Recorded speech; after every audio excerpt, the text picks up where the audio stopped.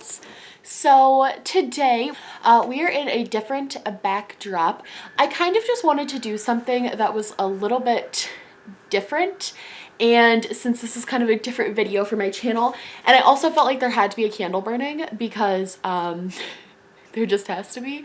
So today we are going to be starting a new series on my channel where probably once every 2 weeks or so on Fridays I want to do like some sort of mystery video. I love true crime stuff. It's like my favorite thing ever. So I am obsessed with watching the videos on it. I'm obsessed with learning about it. I love watching documentaries about it. So I kind of wanted to incorporate it into my channel a little bit because I think they're really fun. And I also love watching these videos when I'm getting ready, like for the day or whatever. I always end up watching true crime videos. And I know a lot of you have commented and said that you watch these videos when you're getting ready. So I thought this would be like a fun little way for us to get ready and stuff. Yeah, I'm trying to think of anything else to say.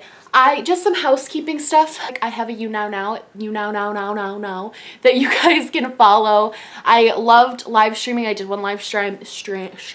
I did a live stream the other day and I really had fun with it and super enjoyed it. So I'd love to do another one and do more and have more of you guys know about it. So I'm going to link that down below. And also just a disclaimer, this particular person we're talking about, he was a serial killer for a reason. Like, he's one of the worst serial killers in America for a reason. And there's a lot of very graphic things being talked about in this video. And I just feel like maybe for some people, like there's a lot of stuff about like kids and really gruesome, horrible stuff. So if you guys aren't super into that, I wouldn't watch this video because I don't think it's going to be for you. And this is also my first time filming one of these videos. So I just want to put it out there that I've never really done this before.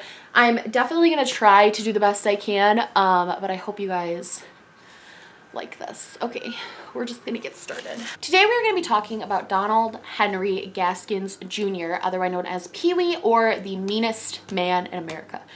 So he has that reputation for a lot of reasons, and after learning about this man, I have to say, I was trying to find a serial killer to do, and I didn't want to do like Ted Bundy or Jeffrey Dahmer. I didn't want to do any of them because I feel like they're talked about a lot, and I just read this guy's name and I was like, I don't think I've heard a lot about this man. I don't think it's really that talked about. So I wanted to do him. Mr. Gaskins was born in March 13th in 1993 in Florence County, South Carolina. And the majority of his killings took place in South Carolina, although we can't really like 100% verify that. We're pretty sure. So Donald killed approximately anywhere between 8 and 100 people through the years of 1953 to 1982. Which is a long time to be doing that. So he was actually only convicted of 9 murders, but by the end of his life, he claimed over 100 killings, including a really serious one that we'll talk about a little bit later. He was born in 1933. He was born to a mother who, he was the youngest, and she had multiple illegitimate children. He had a really difficult upbringing, just in the sense that like his mom really neglected him. She really didn't pay any attention to him. And also if you're thinking about 1933, kind of the time period, everyone back then, if you were an illegitimate child or a bastard child, would often be labeled as like bad, or you would kind of be ostracized from society for that. It's claimed, didn't even know his real name was Donald until the first time he ever appeared in court when it was read. I don't know how true that claim was, but that was just something they threw in there to say like how much his mother did not pay attention to him. It also said in my findings that when he was 1 year old, he drank a bottle of kerosene, which I don't know how a 1-year-old gets a bottle of kerosene and drinks all of it, but it said it caused really severe damage for him. He would have night terrors, and it was also said that he had a stepfather, but that the stepfather was incredibly abusive to him pretty much his whole life. So when he was 13, it was his first kind of run-in with the law. And the thing about this story that really like gets to me is the fact that he was like put on trial so many times, and it almost feels like the system kind of failed his victims because they just kept, you'll see there's a pattern of him doing really awful things and him just getting like let out for it. So you're gonna kind of see that through this one. This is a hard one to kind of go through because there's a lot to unpack. Oh, when he was about 13 or 14, he was actually arrested for, it's so sad, him and a bunch of his friends gang raped another child and beat her up and beat her really bad, almost to death. She didn't actually die, but it was almost to death. And also for small larceny charges. I guess they would go around and just like steal things. So he was sent to a reform school, which if you don't know what that is, it's kind of like juvie. It's kind of like where back in the day, it's where younger kids would go. It's the equivalent to juvenile detention centers. And apparently while he was there, he was not taken seriously by any of the boys. He was taken by some of the boys and raped by some of them. He was treated really horribly by them. He was treated like bottom of the barrel. So he was always treated really bad there. And actually, it's interesting because he ended up running away from this reform school, getting married, which there's like no information on if he had a family, what happened to this girl, like there's zero information on it. But he ended up running away, getting married, and then coming back and voluntarily coming back and finishing out his sentence at reform school until he was 18. So his entire preteens to teen years, he spent in a reform school, basically being terrorized by people. Which I just thought was kind of interesting. So in 1953, he had been out of reform school for about 3 years and was arrested again for assaulting a 17-year-old girl with a hammer and was only sentenced to 6 years in prison, which I was pretty shocked by. I guess it was a different time, but 6 years for aggravated assault plus having prior charges just seemed like crazy to me. Whatever. So while he was in prison, actual real prison this time, not the juvenile prison, he was claimed by other inmates yet again and was raped by them a lot and really tortured by them. He ended up learning that to get their respect, he was going to have to do something drastic. He ended up killing an inmate named Hazel Brazel, which earned him only 3 more years in prison for killing a fellow inmate, which again, like I know it was like the 50s, but the system just seems so like flipped to me, but only gained 3 more years for that. So he was in prison for a total of about 9 years during this time. Shortly after this all happened, he actually ended up escaping prison again, which is like, I don't know how this man kept escaping from prison. It absolutely blows my mind. But he escaped from prison again and kind of like went off and ran away and then was found and brought back, rearrested, and was not free until 1961. So he was in prison for a pretty long time, you can see. He was there for almost all of his sentence. I think he got 1 year for like good behavior, but I don't really know how that happened because he escaped, but like it's fine. After his release in 1961, he obviously didn't really know what to do or where to go or how to make any money, so he ended up starting just doing petty robberies. So he would just rob random people so he could survive basically, or rob like convenience stores to make them survive or anything like that. And then was arrested again 2 years after his release from the last stay in jail for raping a 12-year-old. I wish I could say this is like, it ends soon, but it really doesn't. It gets really worse. He got paroled in 1968, so he ended up only serving 5 years of that 8-year sentence, which it blows my mind. Like, I can't even fathom that. This is where it starts to get really dark and really creepy, and so again, I'm going to just give you one more warning. This is not for the faint of heart what he did next. So 1 year after he was paroled in 1969, it is said that he went on coastal killings. That's what he called them. He drove up and down the coastal highway of South Carolina and would pick up hitchhikers and would essentially take them into the woods, torture them, like absolutely demolish them, basically tortured them until they died, break their bones, pull off their nails, stab them a bunch of times. Like, he did really vicious things to them and then just left them for dead. And a lot of these deaths couldn't be confirmed because he just claims he drove up and down and tortured and killed people. So unfortunately, we'll never really know how many people he did this to and what happened to all these people. And honestly, he does a lot more awful things too, but this part is kind of like swept over in a lot of things when they're talking about him, I guess because it's not verifiable. But I believe this after researching him. Like, I believe that he did those things. So it was kind of hard to know. It just like messes me up that like a person could have just been hitchhiking, which at the time was a very normal thing in the 50s and 60s. It was very normal for people to hitchhike. I know now, I think because of this type of thing, it's really not as big anymore. But at the time, that was a really normal way to get around. And so the fact that he took advantage of that and just murdered people he didn't even know and tortured them and gave them just horrible, like, it makes me sick. And we'll never really know what happened to them or who they were. And that just, like, I don't know, that gets to me. That makes me really sad. The thing that was interesting about this is that most serial killers have like a MO, like they have a way that they kill their victims. He killed all of them in very different ways and even admitted to eating some of the people, which is like like disgusting, like just so utterly disgusting. But just to give you a view of like how this guy was in the head, he just had no regard or respect for human life, like 0%. So after that, he did that for about 2 years, where he just claims that he drove up and down the coast and killed hitchhikers, said one every like 4 weeks, I'm pretty sure.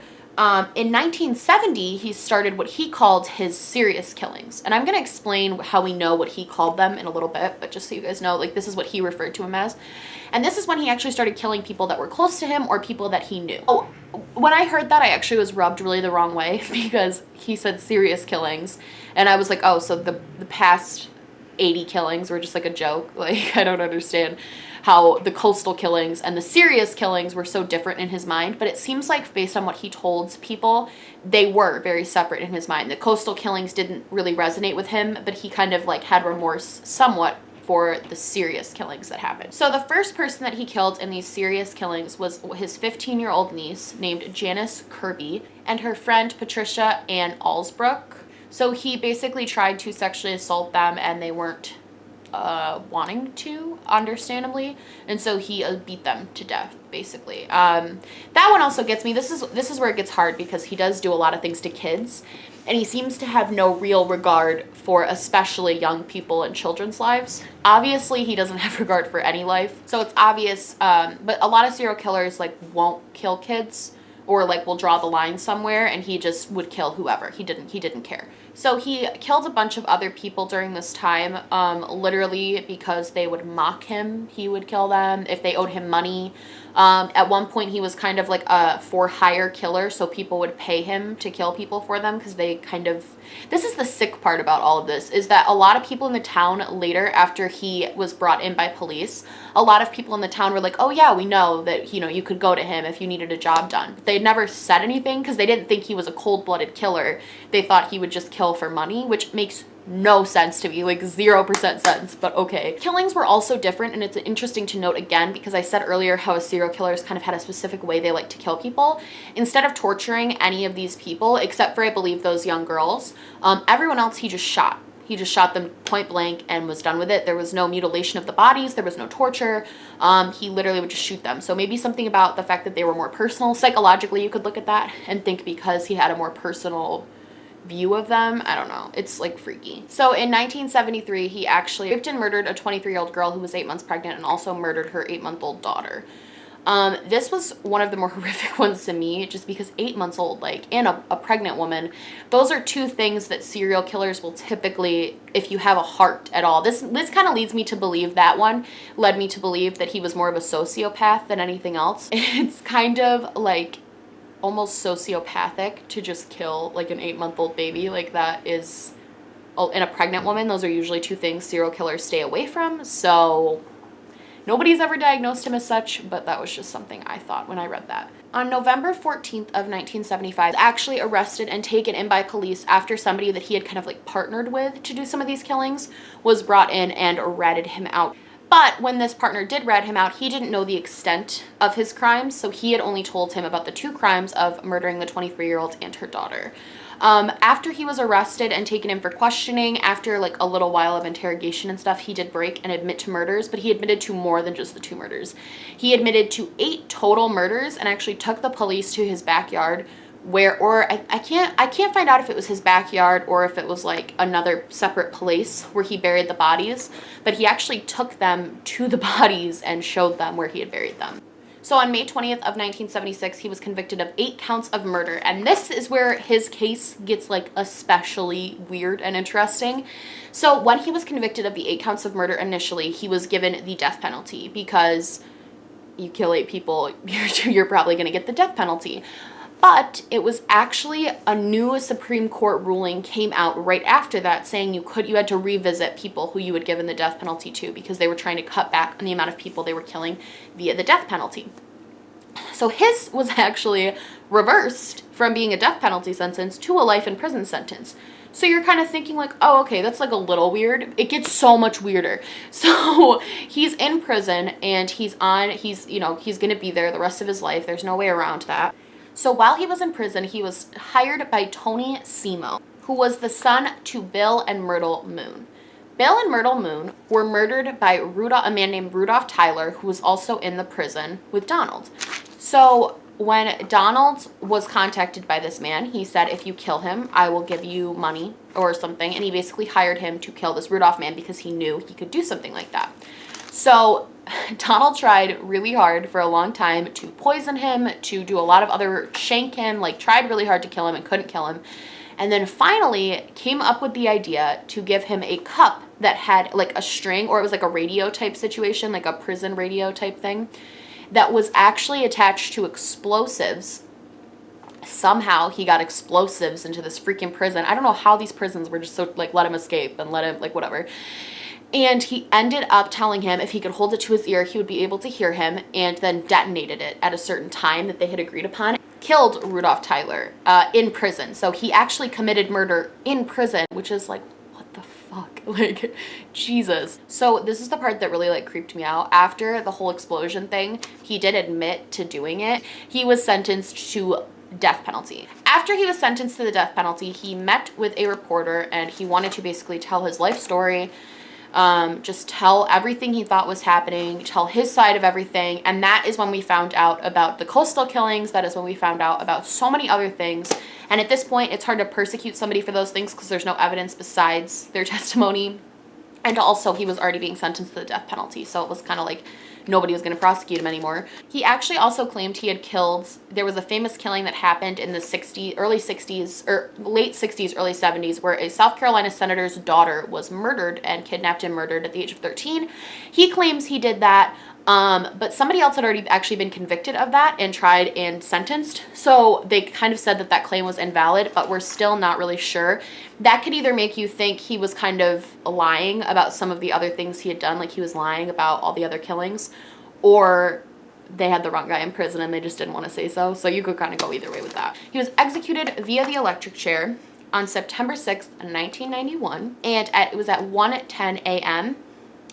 Another weird thing that kind of happened was like 2 or 3 hours before he was supposed to go to the electric chair, he actually had swallowed this guy is insane. He swallowed a razor, regurgitated the razor, and then tried to slit his own wrists so he could just like die on his own time. And people were like, no, sorry.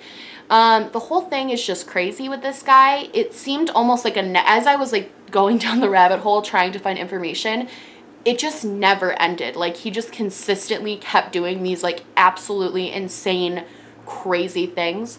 I thought this was a really fascinating case to look into, and I really had fun, as much fun as you can, but it was fascinating to learn about somebody I'd never heard of. Yeah, that's pretty much everything I want to say. I had some direct quotes written down by him, but I just don't really feel like reading them because they're creepy.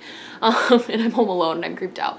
I really hope you guys liked this video. I hope it was kind of informative to tell you like the life of this man and kind of like what he did, what happened. I know I'd never heard of him, so if you guys hadn't, I know it was kind of an older one.